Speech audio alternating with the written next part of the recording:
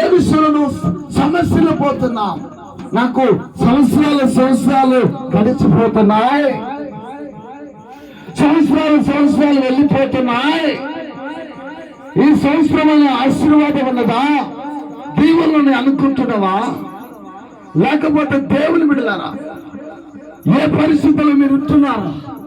ఇదిగో ఒక దూత మాట్లాడుతుంది. లూకా సువార్త 1:2 చూడండి, బిడా, ఈ లోకానికి నశించిపోతున్న దానిని వెతికి రక్షించడానికి నా యేసయ్య పుట్టి ఉన్నాడు కూడా చెప్పట్లు. హల్లెలూయా. చూడండి, ఆశీర్వాదం లేక, దీవెన లేక, నేను లేక నశించిపోతున్నారా? చాలా మంది కూడా ప్రార్థన చేసుకున్నావా? అయ్యో ఏంటి మా జీవితాలు, మా ప్రార్థన దేవుడు ఆలకిస్తున్నాడా లేదా అనుకుంటున్నావా బిడా? ఇదిగో ఒక దూత చెప్తుంది, జకరియా భయపడకో, నీ ప్రార్థన వినబడింది. కొట్టించబట్లు. హల్లెలూయా. జకరియా, ఇదిగో ఒక జకరియా ఉన్నాడు. దూత చెప్తుంది, నువ్వు భయపడకు, నీ ఉపవాస ప్రార్థన నేను వింటున్న దేవుని కొట్టించబడు. హల్లెలూయా. భయపడకు బిడా. ఎందుకు భయపడవద్దు అంటున్నంటే ఆయన నీకు తోడుగా ఉండబోతున్నాడు అని అంటాం. ఏ విషయంలో భయపడుతున్నావు? కుమిలిపోతున్నావా?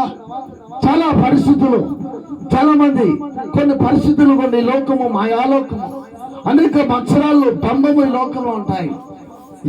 ఒకళ్ళు బాగుపడితే ఇంకొకరు వరవలేని మాయాలోకం ఇది. హల్లెలూయా. ఆశీర్వాదాలు లేకపోయినా, ఏ విధమైన దీవెన లేకపోయినా కానీ లోకం ఎలా చూసేవారు ఉన్నారు. కానీ బాగలేకపోతే బాగున్నావా అంటారు, కానీ ఇంటికి వచ్చి బాగున్నావా అంటారు. గడప దాటితే ఆమెకి అలాగే ఉండాలి. అటువంటి లోకం ఇది. కానీ నా యేసయ్య ఈ లోకానికి ఎందుకు వచ్చాడంటే ప్రేమను పంచుతూ ఈ జీవితాన్ని మార్చడానికి. ఇదిగో దూత చెప్తాడు, ఆయన ఏమి ఎరిగిన వాడంటే హృదయవాంఛన ఎరిగిన దేవుడు కనుక. ఇదిగో జకరియా సంవత్సరాలు దేవుడు జకరియా ఎలిజబెత్ ప్రార్థనలు చేస్తున్నారు. వంతులు చెప్తున్నా. ఇదిగో దూత అంటుంది, జకరియా భయపడకో, నీ ప్రార్థన వినబడింది. అమ్మే కొట్టించబడల. ఈరోజు ఏ స్థితిలో ఉండి ప్రార్థన చేస్తున్నాం, ఏ పరిస్థితి, ఎవరు మారు మనసు కోసం, ఎవరు వచ్చిన కోసం, ఏ స్థితిలో ఏం బిడ్డలకు సమాధానం కొరకు ప్రార్థన చేస్తున్నావు, నీ నా ప్రార్థనలు వినబడుతున్నావు. కొట్టించబడల. ఈ ప్రార్థనకు సమాధానం రాజేస్తున్నాను.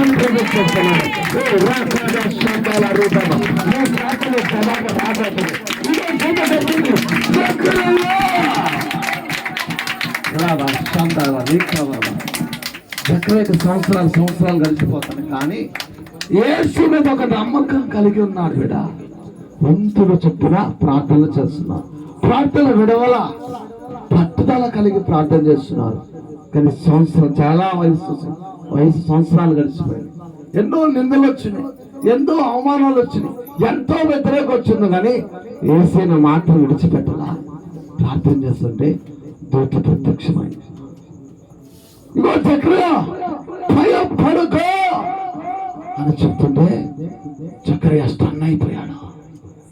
జకరియా నోరు మోగమైంది. అంటేనే దేవుడు ప్రత్యక్షమై ఆ దూత మాట్లాడుతుంటే ఆ కాంతి, ఆ మహిమ, ఆ స్వరమిని స్టన్ అయిపోయాడు.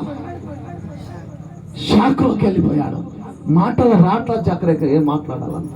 భయపడకు జకరియా, నీ భార్య ఎలిజబెత్ గర్భము ధరించబోతుంది. హల్లెలూయా.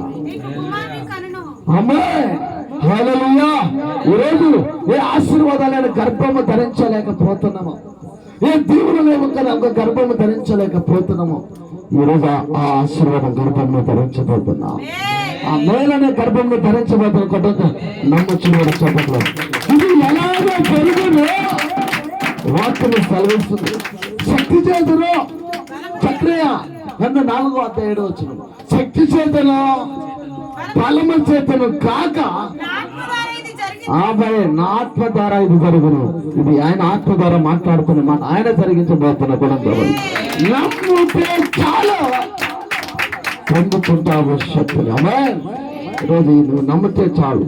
ఈ కోడిగా ముగించుకొని వెళుతుండగా నువ్వు ఒక్కరిగా వస్తే రెండో వ్యక్తి నా యేసయ్య ఇంట్లో రాబోతున్నాను. ఇద్దరు వస్తే మూడో వ్యక్తిగా నా యేసయ్య ఇంట్లో అడుగుతున్నాడు.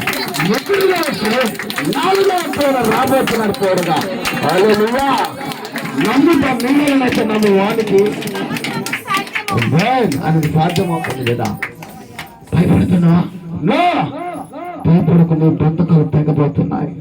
ఇదిగో ఇంకొక దూత చెప్తుంది, సంఘం అంతా ప్రార్థన చేస్తున్నా, పేతురు సరసాల్లో బంధించబడ్డాడు. అగో అక్కడ ఒక దూత చెప్తుంది, పేతురు లే, చెప్పులు వేసుకో, నీ బట్టలు తొడుకో, రాయలు పలకి. ఈరోజు దేవుడు బిడ్డలారా, ఆ దూత మాట్లాడుతుండే సంఖ్యలు తెగిపోయినాయి, బంధకాలు తెగిపోయినాయి. ఈ సంఘ ప్రార్థన నీ కుటుంబంలో బంధకాలు తెగిపోతాయి. ఈ సంఘ ప్రార్థన ద్వారా నీ కుటుంబంలో సమస్యలు రాయిపోతున్నాయి. ఈ బిడ్డలు బంధించబడ్డారా? ఈ కుటుంబాలు బంధించబడ్డా? ఈ రాత్రి దూత చెప్తుంది, రాయలు పెట్టి వెలుపల ఏముంది? ఆశీర్వాదం అన్నది. ఆ పంట నువ్వు కొయ్యబోతున్నావు. ఈ 2024 ఎన్ని సంవత్సరాలు గడిచమని ఈ ఆఖరి మాసం లాస్ట్ డేలో నువ్వు ఉన్నావు. నువ్వు ఆశీర్వాదం 2024 చూడబోతున్నావు. ఇప్పుడు ప్రభు సెలవుస్తున్న మాట కొడం చెప్పట్లో హల్లెలూయా, హల్లెలూయా. ఇదిగో లూకా సువార్తలో రాబడింది 2వ అధ్యాయం 11వ వచనం చదువురా. దావీదు పట్టణమందు నేను రక్షకుడు మీ కొరకు పుట్టినాడు. ఈయన ప్రభు అయిన క్రీస్తు,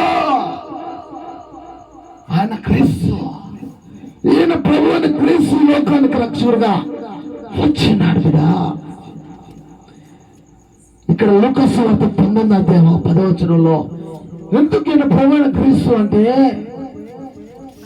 లూకా సువార్త 19వ అధ్యాయం 10వ వచనం చదవండి.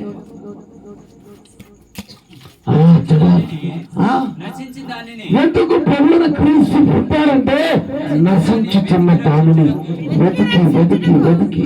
నువ్వు ఈ సందర్భంలో గొండూరులో ఎక్కడ ఉన్నా, ఏ మారుమూల ప్రాంతంలో ఉన్నా, నా యేసయ్య నీ దగ్గరకు వచ్చి నిన్ను రక్షించబోతాడు కూడా. ఏ విషయం నశించిపోతున్నా, ఆశీర్వాదం లేక, ప్రేమం లేక, మేలు లేక నీ కుటుంబం ఉండగా కుమారుడా, ఓ ప్రేమల కుమారుడా, ఓ ప్రేమల కుమార్తె, నీ భారం మీద మోపా. రాబా సందల రీకత్వాల రోజుకిలా రాబా బిడా, నీ భారం అంతా యెహోవా మీద మోపాలంట. బిడా ఏం చేస్తాడంట? ఆదుకుంటాడు. అటు ఇటు కాదు, ఒక గ్రామానికి వెళ్ళాలి. ఇప్పుడు రేపులవాడ ప్రాంతం, ఇప్పుడు ఏనుకూరు ఉంది.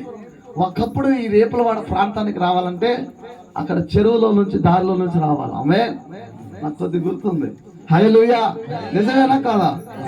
ఈ రేపులవాడ ప్రాంతానికి రావాలంటే ఆ చెరువులో నుంచి రావాలా బిడా.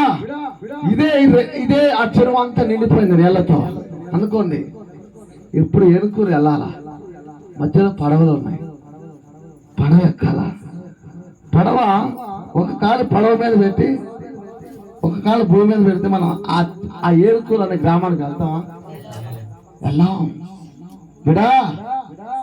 మనం అనుకున్న గ్రామానికి వెళ్ళాలంటే, ఒక తరికి వెళ్ళాలంటే ఏం చేయాలంటే సమృద్ధిమైన భారం, మన సమృద్ధిమైన భారం దేన్ని పేరు చేసి, పడవని పేరు చేసుకొని పడవ మీద కూర్చొని అలాగుంటే మన గమ్యానికి వెళ్తాం.